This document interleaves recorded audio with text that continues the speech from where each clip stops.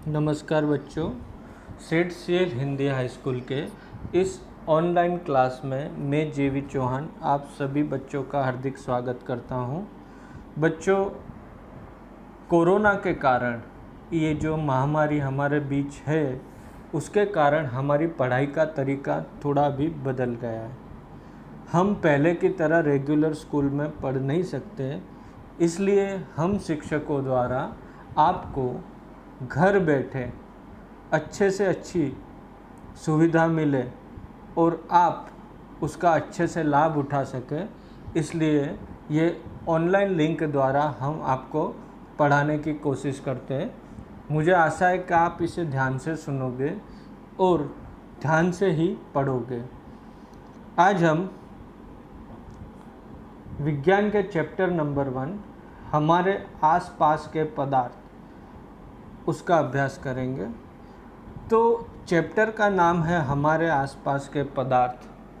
तो आप अपने आसपास में नज़र दौड़ाओगे तो आपको आपके कमरे में अभी बैठे हो तो कुछ ना कुछ चीज़ें दिखाई देगी, जैसे कि आपके हाथ में मोबाइल दिखाई दे रहा है, पंखा दिखाई दे रहा है, खिड़कियों में से हवा आती हुई दिखाई दे रही है।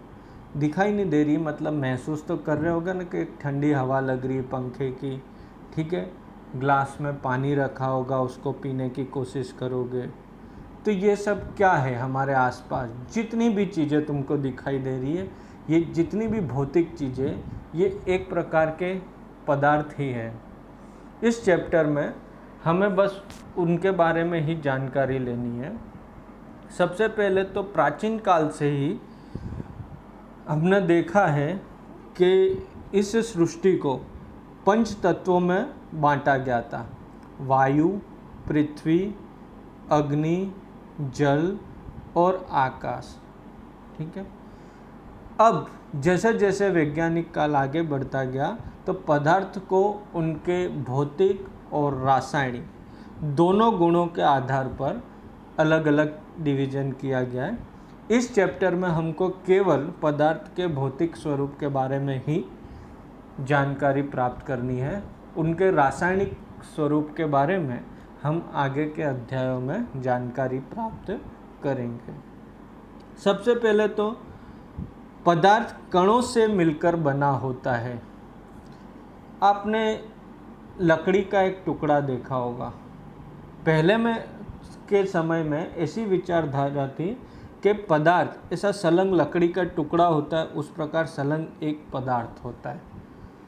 लेकिन बाद में ये पता चला कि पदार्थ अलग अलग कणों का बना होता है। कण का मतलब आप रेतों को उठाओगे तो रेत के जो कण होते हैं, उसी प्रकार लकड़ी का जो टुकड़ा होता है वो भी इस प्रकार के अनेक कणों से ही बना होता है। इन सब चीज़ों को समझने के लिए हम एक क्रियाकलाप भी कर सकते हैं। एक 100 ml का बीकर लें। इस बीकर को जल से आधा भरकर जल के स्तर पर निशान लगा दें।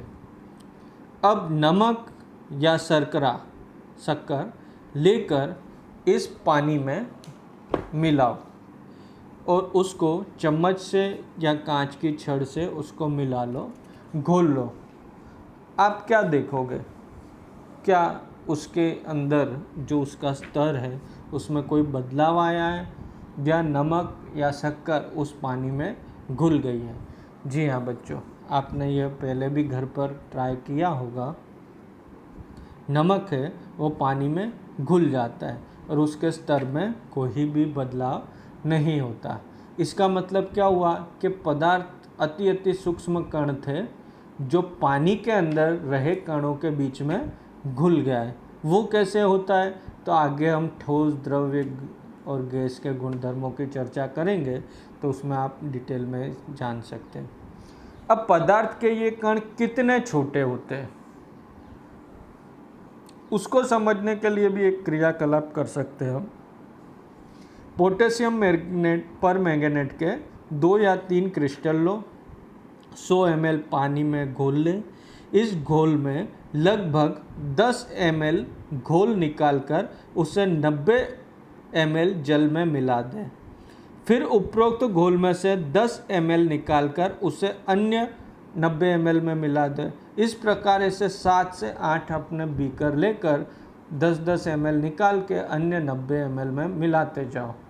तो आपको क्या फ़र्क नज़र आएगा? आपको देखने मिलेगा कि सबसे पहले जो पोटेशियम परमैंगनेट मिलाया गया था उसका कलर एकदम डार्क पिंक होगा, और उसके बाद जो कलर है वो थोड़ा हल्का पड़ता चला जाएगा। ये प्रयोग आप पोटेशियम परमैंगनेट ना हो तो इसकी जगह 2 ml डेटॉल लेकर भी कर सकते हैं, जो आप घर में यूज़ करते हैं। तो इससे पता चलता है कि पदार्थ के जो कण होते हैं वो बहुत ही ज़्यादा सूक्ष्म होते हैं। अब पदार्थ के कणों के अभिलाक्षणिक गुण। अब अपने ने जो आगे 2 क्रियाकलाप करे, जिसमें पानी में नमक मिलाया और पोटेशियम परमैंगनेट मिलाया, इसी प्रकार हम देखेंगे तो जब हम चाय बनाते, कॉफ़ी या नींबू पानी मिलाते हैं तो ये सब पानी में घुल जाते हैं। इसका मतलब कि पानी के अंदर जो रिक्त स्थान होता है इसके अंदर ये सब पदार्थ मिल जाते हैं। अब पदार्थ के कण निरंतर गतिशील होते हैं। इस क्रियाकलाप को समझने के लिए आप अपने रूम में बैठ कर भी कर सकते हैं। एक अगरबत्ती है, वो बुझी हुई है, उसकी खुशबू आपको महसूस हो रही है, दूर से नहीं हो रही है तो उसके नज़दीक जाओ तो एकदम पास में आके कुछ हल्की सी खुशबू महसूस होगी। लेकिन अगर इसी अगरबत्ती को जला दी जाए और आप दूर भी बैठे हैं तो इसके धुएं के जरिए वो खुशबू आप तक महसूस होगी कि नहीं होगी? ठीक है। एक क्रियाकलाप ये भी कर सकते हैं कि जल से भरे 2 गिलास या 2 बीकर लो। पहले बीकर के एक सिरे पर सावधानी से 1 बूंद लाल स्याही और दूसरे में शहद डाल दें। आप क्या देखोगे? जिस बीकर में आपने लाल स्याही डाली है वो स्याही उस पानी में जल्दी घुल जाएगी, और जिस बीकर में शहद डाला है वो जल्दी नहीं घुलता। ठीक है। ऐसा भी क्यों हुआ? क्योंकि हर एक पदार्थ के गुणधर्म अलग अलग होते हैं, इसकी वजह से ये होता है। एक और क्रियाकलाप अपने देख सकते हैं। 1 गिलास गर्म पानी और दूसरे ठंडे पानी भरे गिलास में कॉपर सल्फेट या पोटेशियम परमैंगनेट के क्रिस्टल डालें और एक और रख दें, हिलाएं नहीं। क्रिस्टल को सतह पर बैठने दें। गिलास के ठोस क्रिस्टल के ठीक ऊपर क्या दिखाई देता है? कितने समय बीतने पर क्या होता है? इससे ठोस और द्रव के कणों के बारे में क्या पता चलता है? क्या तापमान के साथ मिश्रित होने पर ही दर बदलती है और कैसे? तो आप देखोगे कि जो द्रव्य पदार्थ होता है वो अन्य द्रव पदार्थ में बहुत जल्दी घुल जाता है। जो ठोस पदार्थ होता है वो द्रव्य में मिलने में समय लगता है। और तापमान का असर इस प्रकार होता है कि गर्म चीज़ आप नॉर्मली घर पे भी देखोगे, आप सादे पानी में या सादा दूध में और गर्म दूध में चीनी मिलाने का प्रयत्न करो, आप देखोगे तो गर्म दूध में चीनी जल्दी मिल जाती है। इससे हमको ये पता पड़ता है कि तापमान बढ़ने से कणों की जो गति होती है वो तेज हो जाती है। इसकी वजह से उसमें गतिज ऊर्जा भी बढ़ जाती है और वो जल्दी प्रक्रिया करता है। इसलिए गर्म पदार्थ में किसी भी पदार्थ का विस्तरण तेजी से होता है। अब पदार्थ के कण एक दूसरे को आकर्षित करते हैं। अब यह समझने के लिए भी अपने एक क्रियाकलाप करते हैं। ठीक है। 7-8 बच्चों का झुंड बनाओ। पहले तो उन 7-8 को ईद मिस्मी नर्तकों की तरह, मतलब एक दूसरे के कमर के साथ पकड़ ले, इस तरह खड़े हो जाए। दूसरा समूह बनाना है, उसमें उनको मानव श्रृंखला बनानी है और एक दूसरे का केवल हाथ पकड़े। तीसरा समूह बनाएंगे, उसमें सभी लोग एक दूसरे को केवल उंगली से टच करेंगे।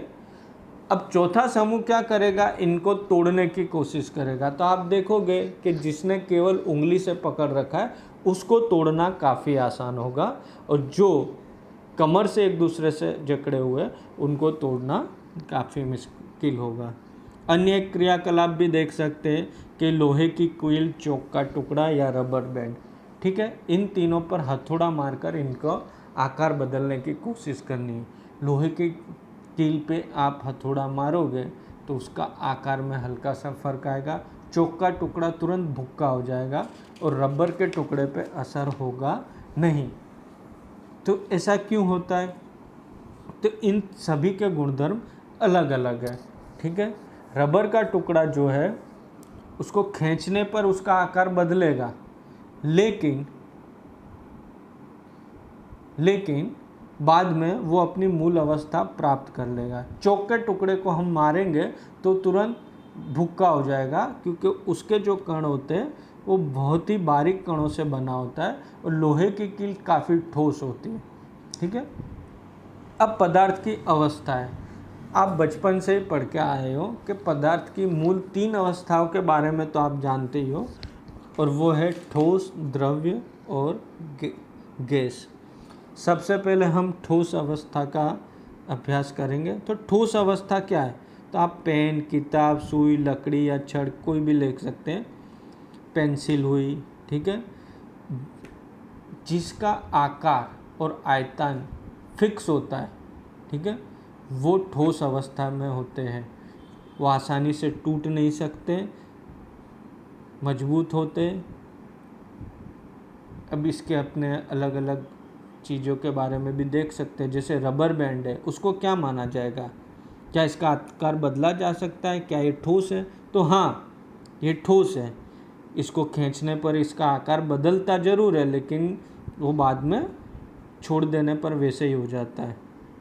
दूसरा, विभिन्न आकार के बर्तनों में रखने पर चीनी और नमक किन्हीं बर्तनों के आकार ले लेते हैं, तो क्या ठोस है? आप चीनी को बरनी में रखोगे गोल, तो वो गोल आकार में दिखाई देगी। उसको चौरस डब्बे में रखोगे, स्क्वायर में, ठीक है, वर्ग आकार में, तो वो वैसी दिखाई देगी। तो क्या वो ठोस है? तो जी हाँ, वो भी ठोस है। वो बहुत ही सूक्ष्म कणों से बने होते हैं, इसलिए। स्पंज, जो आपके सोफे में देखा होगा, रेक्सिन जो होता है स्पंज, वो ठोस है। उसको दबाओ तो आसानी से दब जाता है, और उसको छोड़ो तो एकदम से खुल जाता है।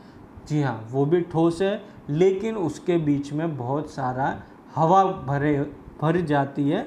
स्पंज जैसी रचना होती है, बीच में इसमें छिद्र होते हैं जिसके अंदर हवा भर जाती है। दबाने पर वो हवा बाहर निकल जाती है और छोड़ने पर यह हवा वापस आ जाती है। ठीक है बच्चों, आज के दिन हम इतना रखेंगे।